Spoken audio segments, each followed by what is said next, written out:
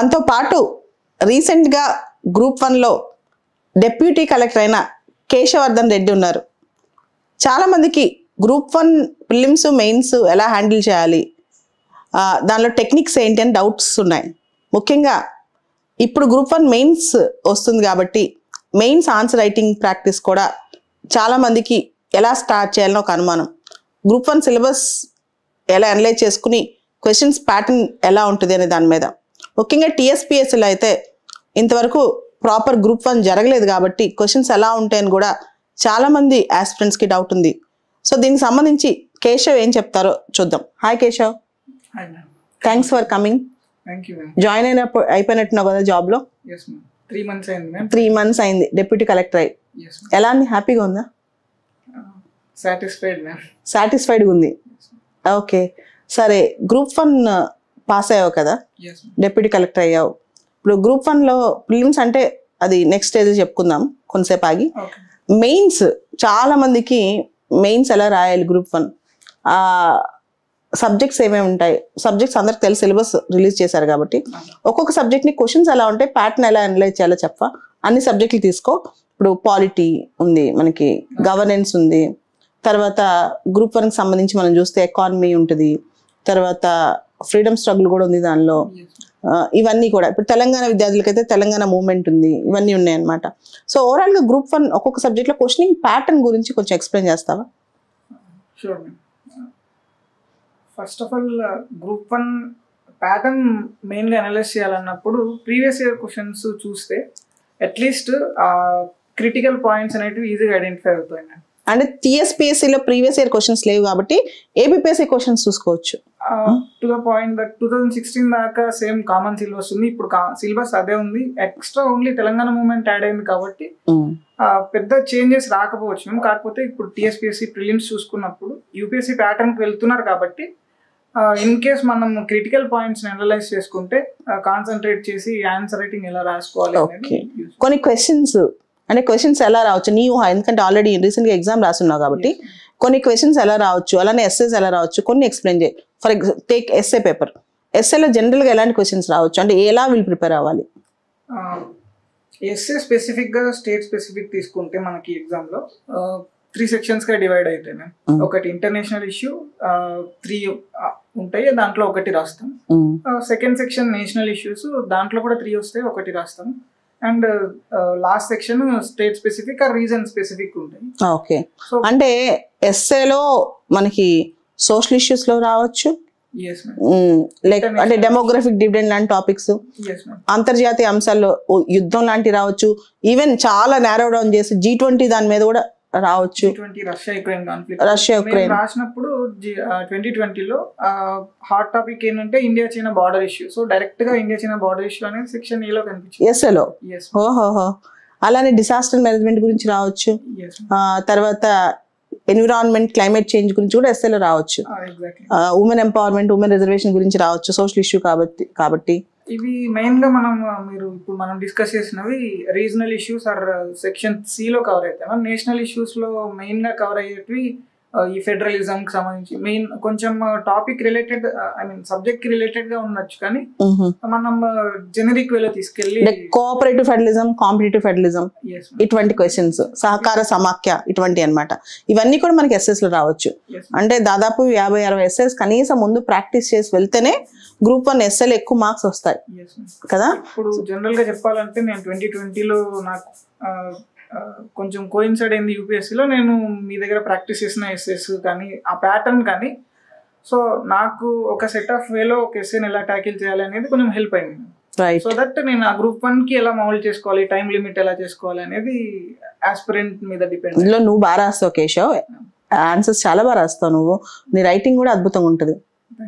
Okay, so coming back, మిగతా సబ్జెక్టులు ఉంటాయి కదా, ఇప్పుడు పాలిటీ ఉంది, హిస్టరీ ఉంది, ఎకానమీ ఉంది, జాగ్రఫీ ఉంది.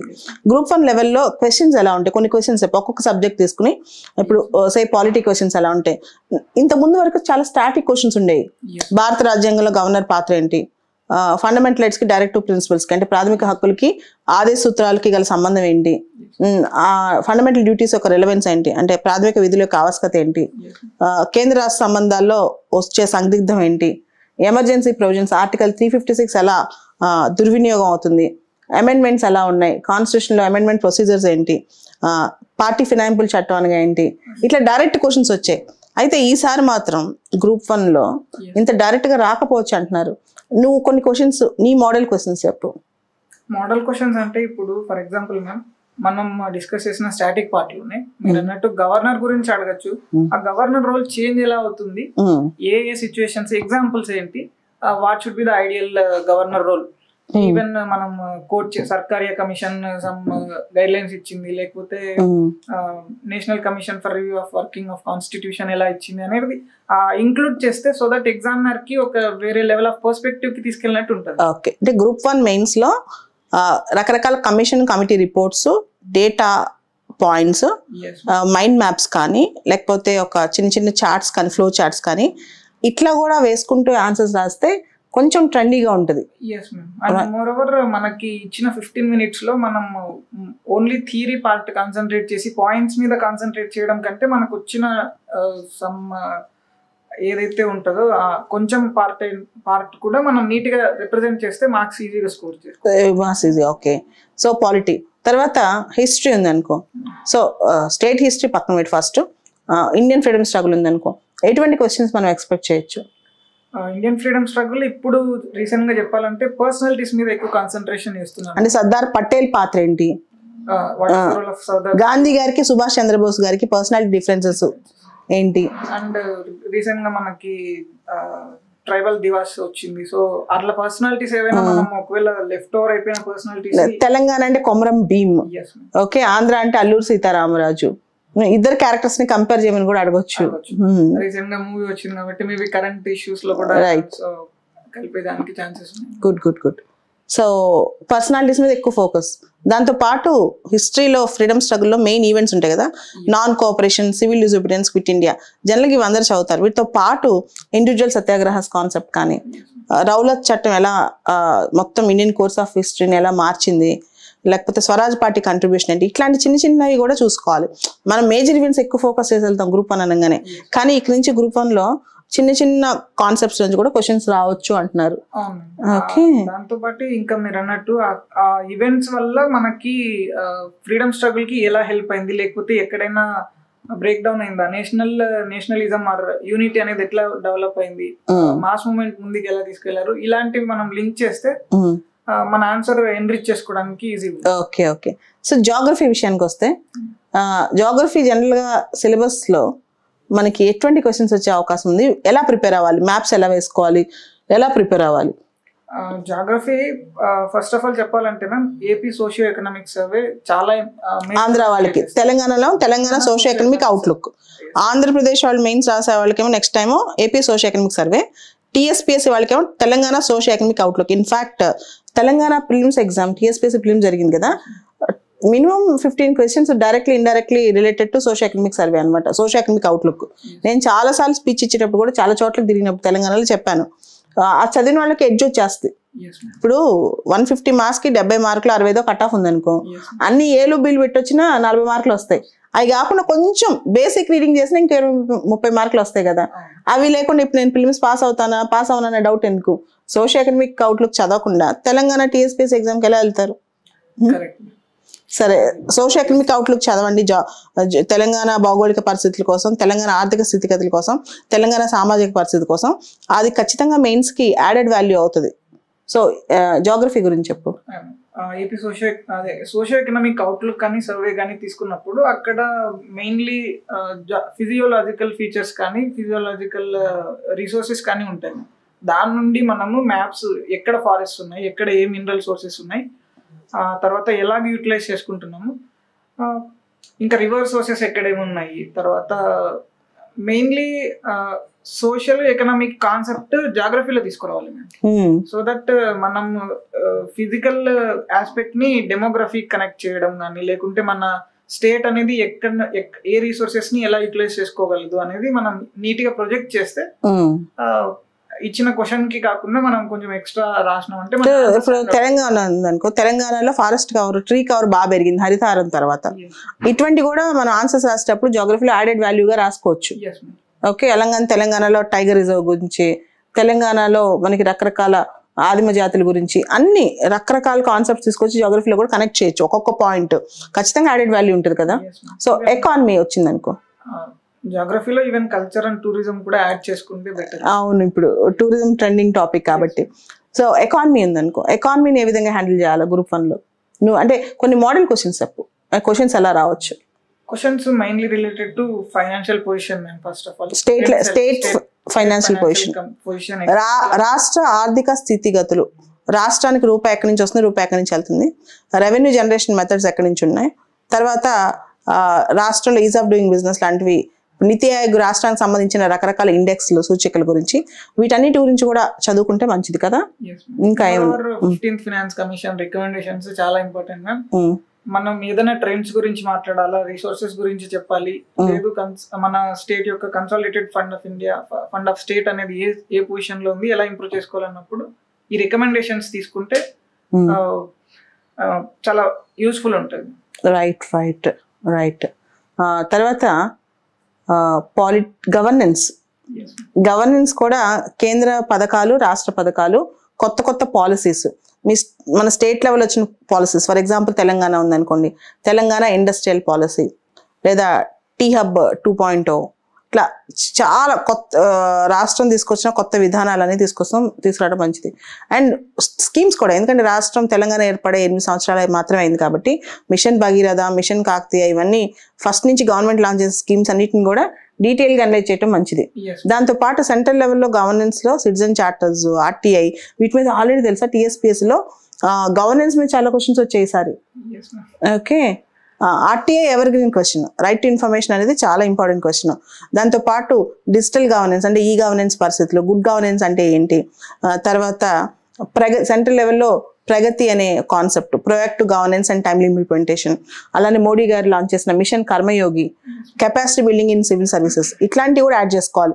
గవర్నెన్స్ అడిగేటప్పుడు మిషన్ కర్మయోగి అని చెప్పి సెంట్రల్ గవర్నమెంట్ ఒక స్కీమ్ లాంచ్ చేసింది. దీని ప్రకారం సివిల్ సర్వీసెస్లో, సివిల్ సర్వెంట్స్లో కెపాసిటీ బిల్డింగ్ పెంచడం కోసం ఇట్లా చిన్న పాయింట్ యాడ్ చేసిన మార్క్స్ పెరుగుతాయి. అండ్ మేము గవర్నెన్స్ తీసుకుంటే మెయిన్ గా బేసిక్ కాన్సెప్ట్స్ ఏవైతే ఉన్నాయో అవి క్లారిటీగా డిఫైన్ చేసుకోవాలి. ఫర్ ఎగ్జాంపుల్ ఈ గవర్నెన్స్ కి, గుడ్ గవర్నెన్స్ కి తేడా ఏంటి, ఏ పారామీటర్స్ ని మనం యూజ్ చేసుకోవాలి. సో ఆ డిఫరెన్సెస్ అనేది నీట్ గా చెప్పేసి ఆ ఎగ్జాంపుల్స్ ఇస్తే స్కోరింగ్ పొటెన్షియల్ పెరుగుతుంది. ఓకే, సైన్స్ అండ్ టెక్నాలజీ ఉంది కదా, చాలా మంది గ్రూప్ 1 అభ్యర్థులకి సైన్స్ అండ్ టెక్నాలజీ అంటే ఒక భయం. నిన్న అంటే అక్టోబర్ 22వ తారీఖున ఇస్రోకి సంబంధించి ఒక పెద్ద ఈవెంట్ జరిగింది. ఏం చెప్పు? GSLV ఏదైతే డెమాన్స్ట్రేషన్ స్టేజ్ లో ఉందో అది ఎక్స్పెరిమెంట్ గా మెయిన్ లాంచింగ్ వెహికల్ యూజ్ చేసి హెవియెస్ట్ శాటిలైట్స్ 36 GSLV Mark 3 ద్వారా 36 శాటిలైట్స్ లాంచ్ చేశారు. చాలా పెద్ద ఇష్యూ కదా ఇది. సో గ్రూప్ 1 లెవెల్లో సైన్స్ అండ్ టెక్నాలజీ, జనరల్ గా ఇప్పుడు సైన్స్ అండ్ టెక్నాలజీ అంటే artificial intelligence, internet of things, nano technology, biotechnology, civils కి గ్రూప్ 1 రెండింటికి ఇంపార్టెంటే, రోబోటిక్స్, తర్వాత industrial revolution 4.0, big data analytics, metaverse, ఇవన్నీ ఇంపార్టెంట్. ఇవి కాకుండా నీకేమనిపిస్తాయి క్వశ్చన్స్? మెయిన్ గా పబ్లిక్ హెల్త్ రిలేటెడ్ ఉంటాయి. హాట్ టాపిక్ జనరల్ గా ఎప్పుడు హెల్త్ రిలేటెడ్ టాపిక్స్ ఒక 2-3 క్వశ్చన్స్ అయినా వస్తాయి. అండ్ నెక్స్ట్ న్యూక్లియర్ టెక్నాలజీ, మన ఇండియన్ పొటెన్షియల్ ఏంటి, అండ్ విజన్ 2031 ప్లాన్ ఉంది కదా, సో అది కూడా మనం ఒకసారి చూసుకోవాలి. మీరు అన్నట్టు మ్యానుఫ్యాక్చరింగ్ టెక్నాలజీలో అడిటివ్ మ్యానుఫ్యాక్చరింగ్ కూడా ఒకటి ఉంది. అది 3D ప్రింటింగ్. అడిటివ్ అంటే 3D కదా, 3D ప్రింటింగ్. సో దానికి కూడా మన విజన్ డాక్యుమెంట్స్ ఏవైతే రిలీజ్ చేస్తున్నారో ఇప్పటి రీసెంట్ ట్రెండింగ్ టెక్నాలజికల్ అడ్వాన్స్మెంట్స్, అవి మనం కొంచెం కాన్సన్ట్రేట్ చేసుకుంటే బెటర్. గుడ్. సో ఇది కాకుండా ఇంకొకటి ఉంది, నాన్ మ్యాథ్స్ వాళ్ళకి డేటా ఇంటర్ప్రిటేషన్, అంటే వాళ్ళు భయపడుతుంటారు. ఈ డేటా ఇంటర్ప్రిటేషన్, స్టాటిస్టిక్స్, ఈ కాన్సెప్ట్స్ ఉన్నాయి కదా, దీన్ని ఎలా డీల్ చేయాలి? Data interpretation is nothing but analyzing or applying mind. Common sense apply చేసినప్పుడు కూడా మనకు basic maths formulas, plus minus, or you can say BODMAS rule, లేకుంటే చిన్న ఆల్జీబ్రాయిక్ ఫార్ములాస్ యూస్ చేసుకొని కూడా డేటా ఇంటర్ప్రిటేషన్ చాలా ఈజీగా స్కోర్ చేయొచ్చు మ్యామ్. జస్ట్ దట్ కానీ గ్రూప్ 1 లో స్టెప్ బై స్టెప్ మార్క్స్ వస్తాయి. yes ma'am, కాబట్టి కొంచెం జాగ్రత్తగా ప్రాక్టీస్ చేయాలి. మెయిన్ థింగ్ ప్రాక్టీస్ చేసి ఆ ప్యాటర్న్ కి మనం మన బ్రెయిన్ ట్యూన్ అయితే కొంచెం క్విక్ గా ఎగ్జామ్ హాల్లో స్కోర్ చేసుకోవడానికి కానీ త్వరగా క్వశ్చన్ సాల్వ్ చేయడం కానీ యూజ్ అవుతుంది. నేను ఫస్ట్ టైం సివిల్స్ రాసినప్పుడు కేశవ్, నా ఫస్ట్ టైం ర్యాంక్ వచ్చినప్పుడు స్టాటిస్టిక్స్ సివిల్స్లో కూడా ఉండేది. నేను నాన్ మ్యాథ్స్ బిఏ, నేను బిఏ ఎల్ఎల్బి, అప్పుడు ఎల్ఎల్బి చదువుతున్నాను అనమాట. నాకు స్టాటిస్టిక్స్ ఎలా డీల్ చేస్తాను భయం, కానీ ఎగ్జామ్కి వెళ్ళాక అదేం కాదు, బాగానే అందరిలోనే వర్క్ చేశాను దానిలో. ఈవెన్ సీసెట్ కూడా నేను క్రాక్ చేశాను. సో కొంత ముందే ప్రాక్టీస్ చేసి వెళ్తే డేటా ఇంటర్ప్రిటేషన్ అనేది ఈజీ అవుతుంది. ఓకే కేశవ్, మళ్ళా మనం నెక్స్ట్ కొన్ని రోజుల తర్వాత గ్రూప్ 1 మెయిన్స్ వాళ్ళ కోసం ఇంకొక వీడియో చేద్దాం. Thank you Keshav.